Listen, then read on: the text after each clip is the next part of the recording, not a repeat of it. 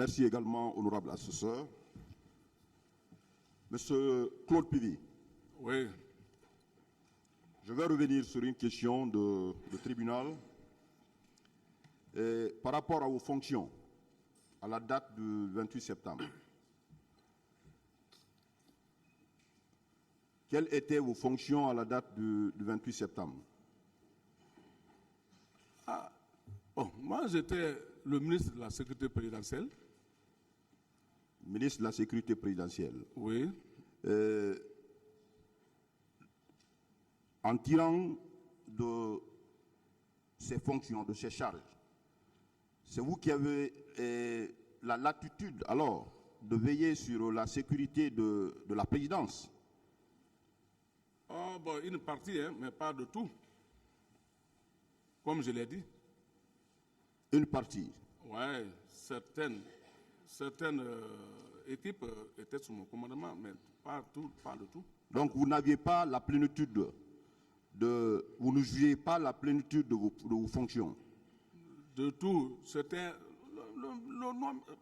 ma nomination, chacun connaissait ici que c'était comme si un poste seulement comme ça, c'était pas ça. Comme vous l'attendez, c'était pas ça.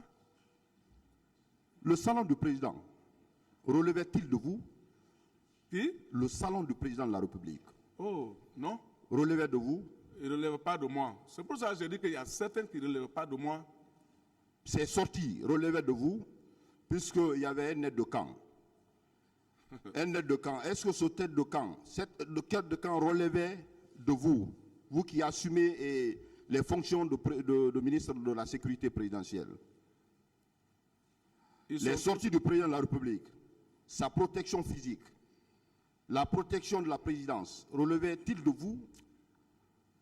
Les premières semaines du pouvoir, ça relevait de moi. Les premières semaines, je dis bien les premières semaines du pouvoir.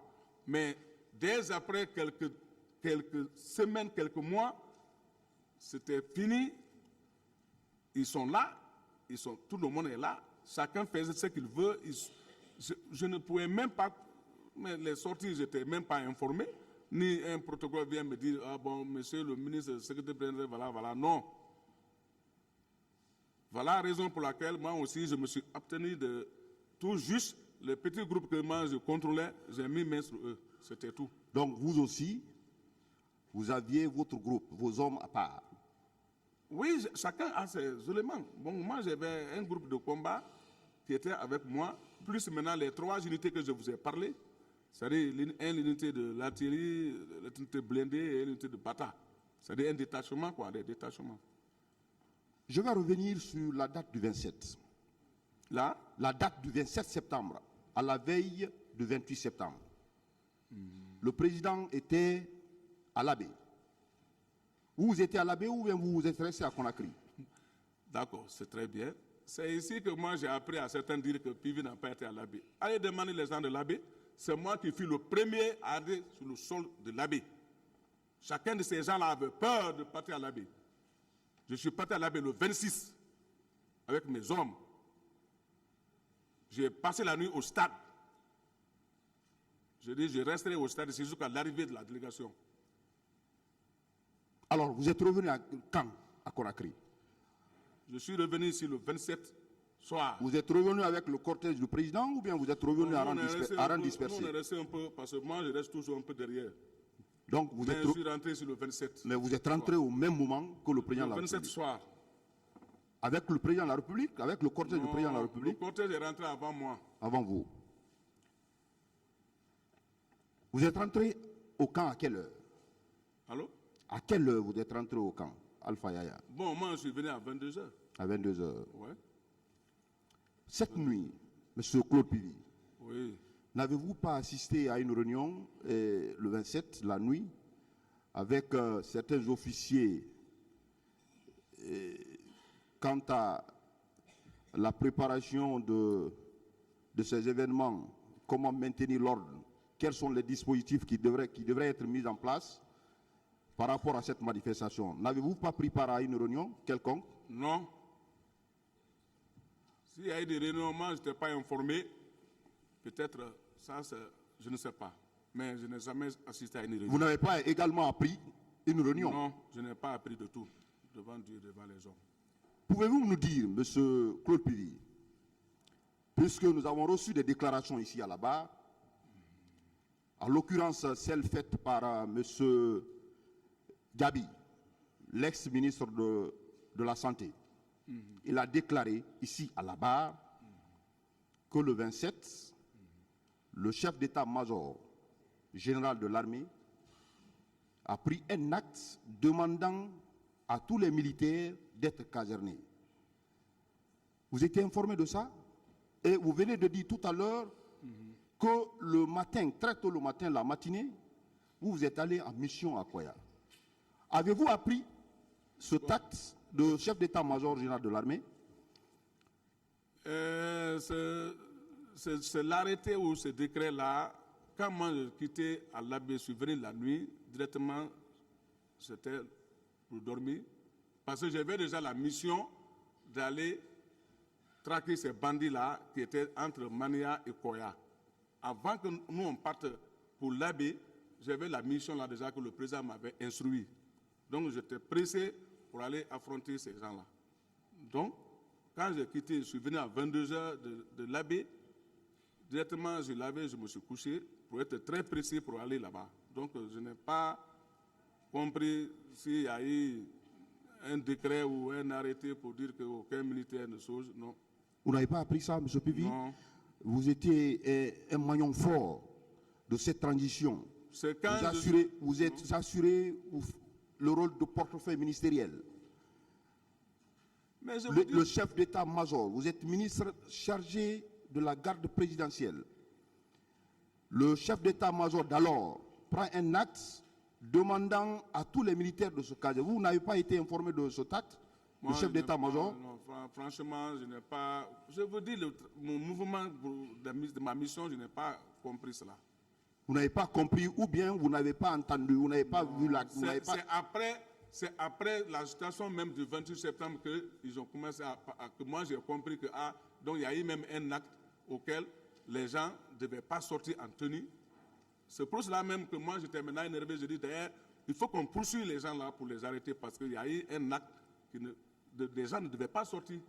Alors, mais je dis que c'est après presque quelques jours que moi j'ai appris. Après quelques jours que vous avez appris. Où vous étiez, votre service était logé où? C'était au camp Al-Faya, non? On était tous là-bas. Au camp Al-Faya? Oui. Vos bureaux sont au camp Al-Faya? Mon bureau. Vous n'avez jamais appris? J'ai dit, moi j'ai appris ça après la situation du 28 septembre que j'ai appris ça. À Koya, vous êtes allé avec combien d'hommes? Non, moi j'ai toujours un groupe de combat de 30 personnes. 30 personnes. Voilà. Donc vous étiez avec 30 personnes pour aller traquer, selon vous? Oui, les bandits armés. L'armée. Voilà. Monsieur Pivi, je voudrais savoir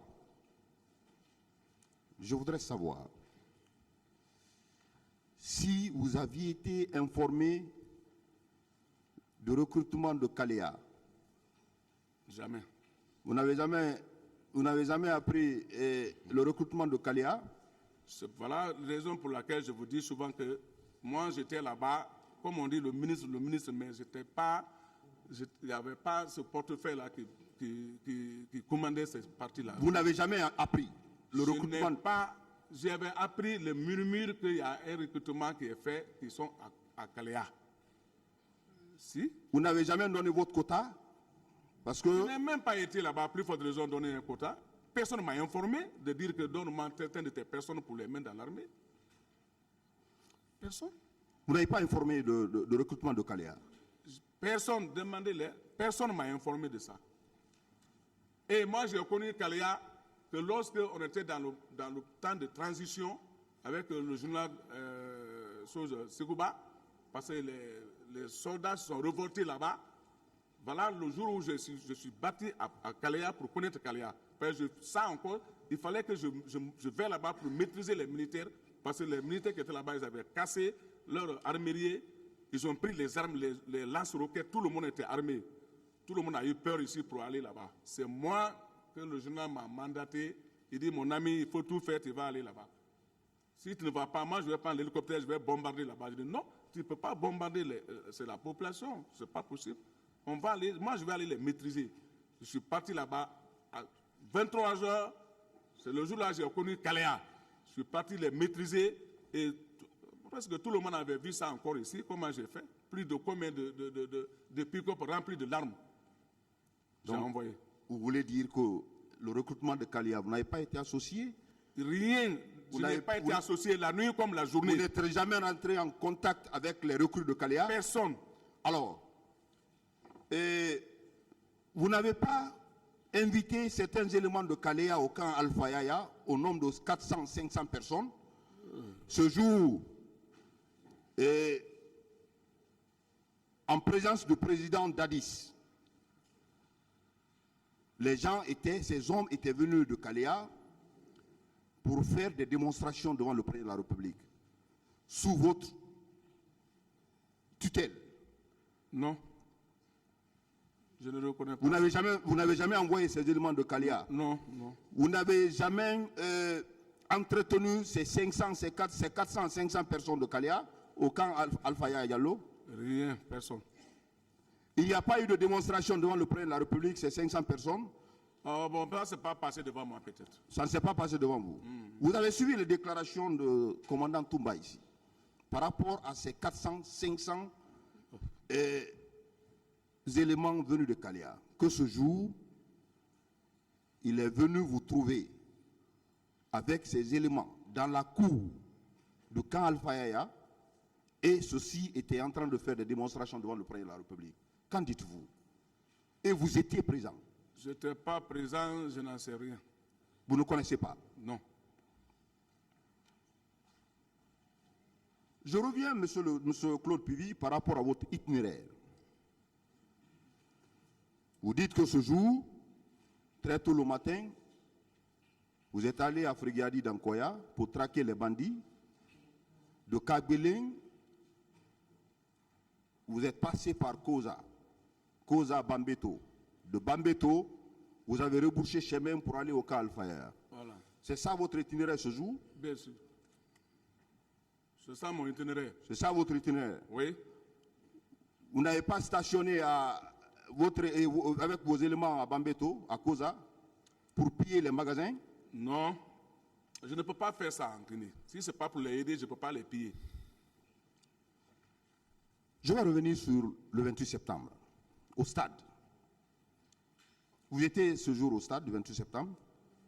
Quoi? Vous étiez ce jour au stade du 28 septembre? Je n'ai jamais été au 28 septembre. Ni à côté. Ni à côté. Oui. Vous n'êtes pas venu jusqu'à Amdalaï? Non. Il avait menti ici. Il a vu Amdalaï, c'est comme ça, non. Ce jour-là, on ne s'est même pas vu, je ne l'ai pas vu. Celui qui a dit ça. Vous n'êtes pas vu? Demandez-le. On ne s'est pas vu de tout. Et déclare que ce jour, à cette barre, qu'il a vu M. Claude Puvis et ses hommes au niveau de Amdalaï et en provenance du stade du 28 septembre. Qu'est-ce que vous en dites? C'est pas vrai. Ce n'était pas vous, il s'est trompé? Peut-être c'est une autre personne, mais ce n'est pas moi. Il s'est trompé, ce n'est pas vous, M. Claude Puvis, avec vos éléments. Non, ce jour. C'est pas moi. Vous pouvez aller demander les gens de Bambeto. Ils peuvent témoigner. Ce jour-là, les gens qui sont à Bambeto au rond-point peuvent témoigner les conseils que je les ai donnés. Comment je peux venir jusqu'à Amdalaï là-bas? Si je viens à Amdalaï, là, je peux venir au stade. Mais je n'ai même pas été là-bas. C'est un message, comment on dit, il a menti. Monsieur Claude Puvis, ouais. Quand vous êtes rentré Monsieur Puvis, au camp Alpha, vous pouvez dire que ce n'est pas la vérité. Ah, d'accord. Voilà. Okay. Ah, c'est pas Arrêtez la vérité. trop le terme mentir. Vous pouvez dire simplement que ce n'est pas la vérité. Merci, monsieur le président. quand vous êtes revenu de Koya, vous avez rendu compte au président de la République. Vous dites que, étant sur les lieux, vous avez appris qu'il y a eu des éléments, des hommes qui sont allés au stade du 28 septembre. Vous confirmez ces déclarations? Je dis que d'abord j'ai été au courant quand je suis venu au niveau de Bambeto, quand j'ai tourné juste maintenant à Bambeto pour aller au camp, que les gens murmuraient ça et j'ai été informé que il y a eu certains militaires qui sont allés faire le gaffe au stade. Donc, Je suis rentré, rendre compte au président, j'ai dit, qui a envoyé ces militaires au camp? Il dit qu'il n'en sait rien. J'ai sorti pour aller dans mon bureau, mais certaines heures, les militaires, ça murmurait maintenant dans le camp parce que ce n'est pas un petit problème qui peut être caché. Les gens parlaient. Vous avez